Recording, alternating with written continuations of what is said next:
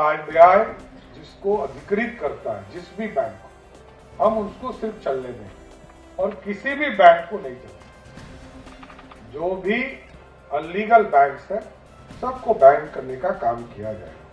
बिहार के उप मुख्यमंत्री और गृह विभाग की जिम्मेदारी संभाल रहे सम्राट चौधरी ने राज्य में सालों से चल रहे अवैध गुंडा बैंक को पूरी तरीके से अंत करने की बात कह डाली है। उन्होंने कहा कि जिन लोगों ने सूद पर पैसा देकर मनमाना ब्याज वसूला, लोगों को जमीन गिरवी रखने को मजबूर किया, डर का माहौल बनाया, अब ऐसी व्यवस्था किसी भी रूप में बर्दाश्त नहीं की जाएगी।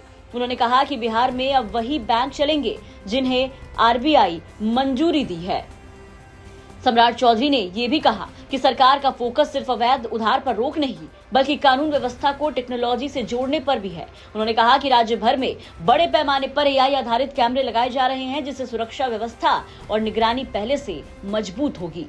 रूल ऑफ लॉ जो नया कानून बना है उसको और कैसे हम सही ढंग से नीचे जमीन तक पहुंचाने का काम करें, आम लोगों को किसी भी हालत में जो कानून की व्यवस्था है वो आम लोगों को मिले, आम लोगों को किसी भी स्तर पर इसका दिक्कत नहीं हो। और इसलिए हम लोगों ने देखा कि सीसीटीवी कैमरा, आपने देखा होगा कि 2 दिन पहले, पिछले 1-1.5 साल से हम लोग इस प्रयास में थे कि सीसीटीवी कैमरा को भी सभी जेलों में स्थापित किया जाए और लगभग 10,000 कैमरे पूरे बिहार के जेलों में लगाने का काम किया। और अभी 2 दिन पहले हमने बैठक किया था ट्रैफिक के लिए, और ट्रैफिक व्यवस्था को और अच्छा करने के लिए कई चीजों के चेंजेस भी किए जा रहे हैं। लेकिन विशेष तौर पर हम लोगों ने निर्देश किया कि जो गांव होते हैं, गांव में आने वाला रास्ता और जाने वाला, एंट्री और एग्जिट, पंचायती राज इसको हर हालत में इसमें कैमरा लगाए। जो शहर है इसके एंट्री पॉइंट्स, एग्जिट पॉइंट्स, इसको हर हालत में कैमरा लगाने का काम है। और ये सब एआई बेस्ड है। अब तो पूर्ण रूप से एआई बेस्ड चीजों को ही ऑर्गेनाइज करने के बाद जो टेक्नोलॉजी का पूर्ण रूप से व्यवस्था हम कर सकते हैं, इसको करना चाहिए। एक हमने आग्रह किया था डीजी साहब से, इन्होंने कहा कि आज ही कल में हम इसको नोटिफाइड करेंगे। गुंडा बैंक चलता है बिहार, कुछ जगह पर सूद पर पैसे लिए जाते और अधिक रेट लेना पड़ता है, कई लोगों को जमीन गिरवी करने को रखनी पड़ती है। इन सब पर भी पूर्ण रूप से सरकार और पुलिस की कार्रवाई लगातार आगे बढ़ेगी और हर हालत में गुंडा बैंक कोई भी हो और कोई भी सूद पर लेने वाला व्यक्ति हो, तो हर हालत में इसको बंद करना है। गुंडा बैंक नहीं चल सकता, कोई कानून नहीं करता है। और आरबीआई जिसको अधिकृत करता है, जिस भी बैंक को, हम उसको सिर्फ चलने देंगे और किसी भी बैंक को नहीं चलने देंगे। जो भी अनलीगल बैंक्स है सबको बैन करने का काम किया जाएगा।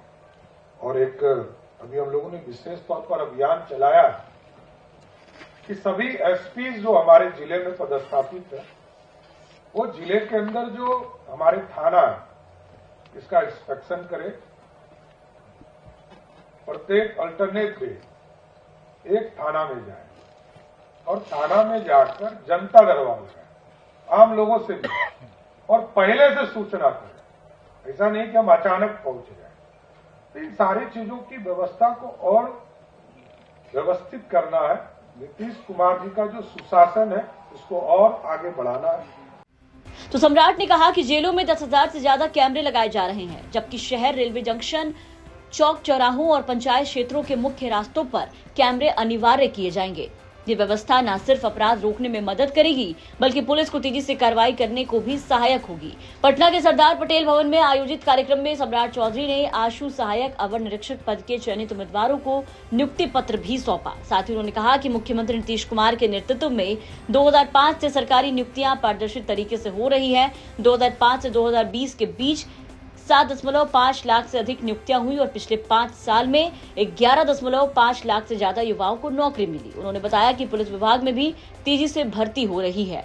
सम्राट चौधरी लगातार एक्शन मोड में नजर आ रहे हैं। आपको बता दें कि नई सरकार के गठन के बाद से ही, जब से सम्राट चौधरी ने गृह विभाग की जिम्मेदारी संभाली है, बिहार में एक तरफ जहां अपराधियों को सख्त संदेश दिया, तो वहीं दूसरी तरफ बिहार में लगातार बुलडोजर एक्शन भी हो रहा है, जिसको लेकर के सम्राट चौधरी को अब बिहार में बुलडोजर बाबा के नाम से बुलाया जा रहा है। पटना से रोहित कुमार सिंह के साथ ब्यूरो रिपोर्ट, बिहार तक।